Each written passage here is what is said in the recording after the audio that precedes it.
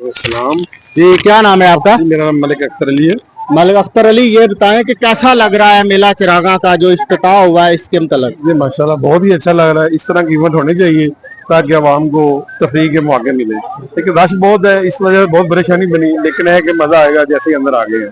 तो मेला तो होता ही रश से है ना? हाँ जी, मेरा तो रश तो होता है। ये बताएं कि पहली दफा आए हैं कि इससे बेशतर भी आते इससे रहते हैं? बेशतर भी आती रहती, लेकिन ये मेला तो पहली दफा इनेकाद हुआ है। अच्छा। इसमें पहली दफा ही आया है।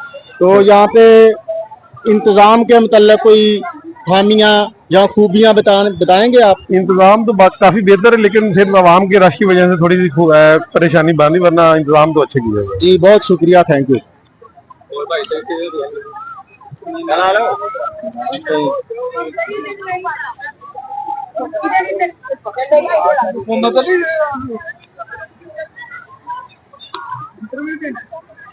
नाजरीन, जैसा आप देख रहे हैं